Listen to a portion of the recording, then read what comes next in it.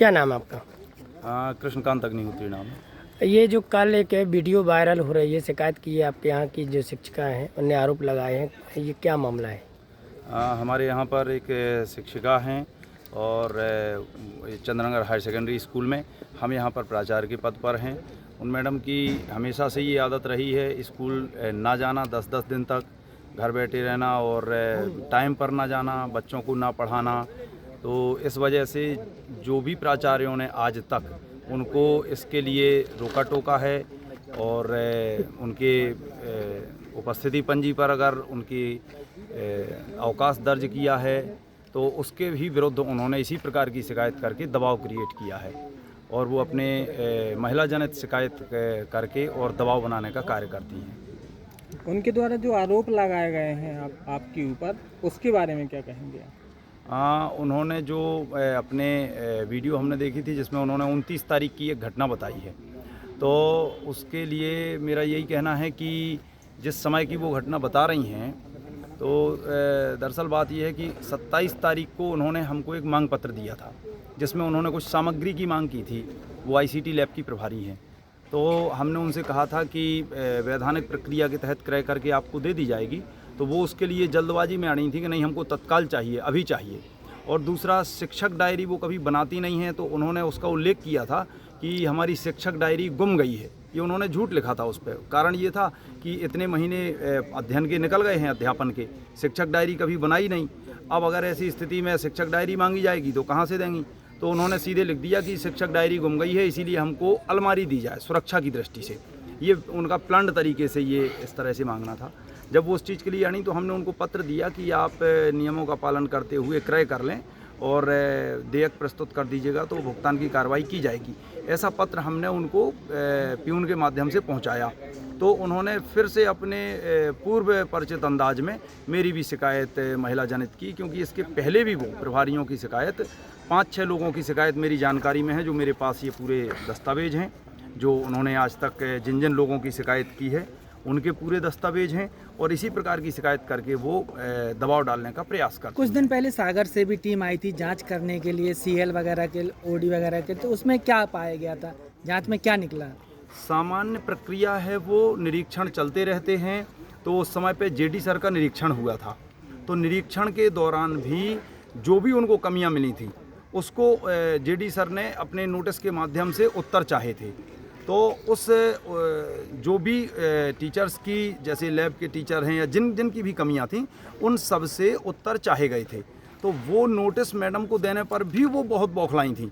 तब हमने उनको बड़े निवेदन स्वरूप कहा था और हमारे मोबाइल में उसकी रिकॉर्डिंग भी है कि मैडम जी ये जो है जेडी सर का निरीक्षण है, अब जो कमियां आपकी मिली, जितने दिन से आप स्कूल में नहीं थीं, उन्होंने इस चीज़ को पकड़ा, तो अब उसमें हम तो कुछ नहीं कर सकते हैं।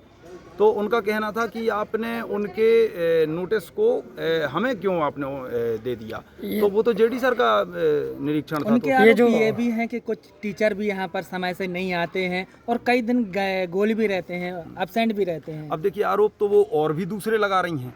इसके पहले उनने 5-6 लोगों पे इसी प्रकार के आरोप लगाए हैं और उनको चारित्र्य खनन के आरोप लगाए हैं। तो आरोप तो व्यक्ति लगा देता है, लेकिन उसकी कोई सत्यता या कोई उसकी प्रमाणिकता भी तो होना चाहिए। जिन शिक्षकों को आरोप लगाए वही तो बता रहे हैं। जिन शिक्षकों को आरोप लगाए गए हैं वो शिक्षक अभी हैं कहाँ पे? हाँ, उनमें से एक जी, इसके पहले वो रनगुआ हायर सेकेंडरी में टीचर थीं, पदस्थ थीं। वहाँ पर प्रभारी वहाँ पर थे CV शुक्ला, चंद्रभान शुक्ला जी। उनके ऊपर उनकी शिकायत की थी, इसी प्रकार के विवाद में उनको भी घेरा गया था, तो वो अब रिटायर्ड हो गए हैं। उसके बाद फिर उन्होंने एक सुरेश पाठक जी की शिकायत की थी, वहीं रनगुआ में ही। तो सुरेश पाठक जी गहरे अवसाद में आ गए थे, क्योंकि देखिए आप लोग भी जानते हैं कि शिक्षक एक सामाजिक से बहुत ज़्यादा जुड़ा हुआ होता है और यही उसकी पूंजी होती है। स्कूल में तो वो पाठक जी जो है सुरेश पाठक उस अवसाद के बाद ख़त्म भी हो गए हैं और उनका बेटा जो है वो अतिथि शिक्षक में अनुकंपा नियुक्ति में वो कार्य कर रहा है और उनकी पत्नी जो हैं वो भी अभी ऐसा हमने सुना है कि गहरे अवसाद में है वो भी तब के बाद से। उसके बाद मैडम ने यहाँ ट्रांसफ़र कराया, तो श्री पुष्पेंद्र सिंह बघेल पर समय के साथ उन्होंने एक राजपूत जी हैं उन पर, एक गुप्ता सर हैं उन पर, आरोप लगाए जितने की हमें जानकारी है। और पूरे ये हमारे आपके ऊपर जो आरोप जब उन पर आरोप लगे थे तो जांच में क्या पाया गया? पास जांच में कभी भी कोई दोषी सिद्ध नहीं हुआ है। तो ऐसा कि आरोप लगा क्यों रही हैं वो बार बार? तो अब ये तो वो ही जान सकती हैं, उनसे आप पूछ सकते क्या हैं। उनके द्वारा दबाव बनाने के लिए आरोप लगाए बस जाते यही उनका एक पॉलिसी है। इसी पॉलिसी पर वो जब से उनकी नियुक्ति हुई है वो इसी पॉलिसी पर काम तो क्या कर रही है। ये जो आरोप लगाती हैं ये सिर्फ प्राचार्य के ऊपर लगाती हैं कि स्टाफ के किसी अन्य शिक्षक के ऊपर? ज्यादातर प्राचार्य के ऊपर। तो क्या अपने कैंपस में सीसीटीवी कैमरे नहीं लगे क्या? देखिए हमें आए तो अभी यहाँ बहुत ही कम समय हुआ है, 4-5 महीने हुए हैं। उसके पहले से यहाँ सीसीटीवी कैमरे नहीं थे और कुछ जगह पर सीसीटीवी कैमरे हैं, पर जहाँ की वो घटना बता रही हैं वो हमारे चैम्बर की बात है, प्राचार्य के चैम्बर की। यदि कोई ऐसी स्थिति थी तो हम उनके पास अलग से रूम है जो ICT लैब में जहाँ वो बैठती हैं, तो वहाँ की बात नहीं है। ये प्राचार्य रूम में वो आई थी, वहाँ पर 2-3 लोग और बैठे थे, ग्राउंड में और गैलरी में टीचर और छात्र छात्राएं थे।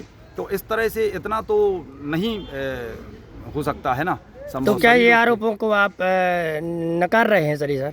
अब चूंकि उन्होंने शिकायत की है, हमने भी अपने तरफ से जो उनके द्वारा अभद्रता की गई, उनके पति के द्वारा अभद्रता की गई है हमारे चैम्बर में आकर के, तो उसकी हमने भी शिकायत की है। अब दोनों ही शिकायती आवेदन जांच में हैं, तो हम तो ये चाहते हैं कि विधिवत जांच हो और जांच में जो भी दोषी पाया जाए, यदि हम दोषी हैं तो कार्रवाई हो, और अगर वो दोषी हैं और बार बार इस तरह की वो हरकत कर रही हैं तो उससे ये भी देखा जाए कि कितने लोगों के ऊपर आरोप लगा करके उन्हें हतोत्साहित किया गया और कितने लोगों की मानहानि की गई और बच्चों का कितना भविष्य उससे शिक्षा विभाग में शिक्षिका होने के नाते कितने बच्चों की पढ़ाई से उन्होंने इतने सालों में वंचित किया। इस तरह का दबाव बना करके जो वो पॉलिसी अपना करके जो काम करती है।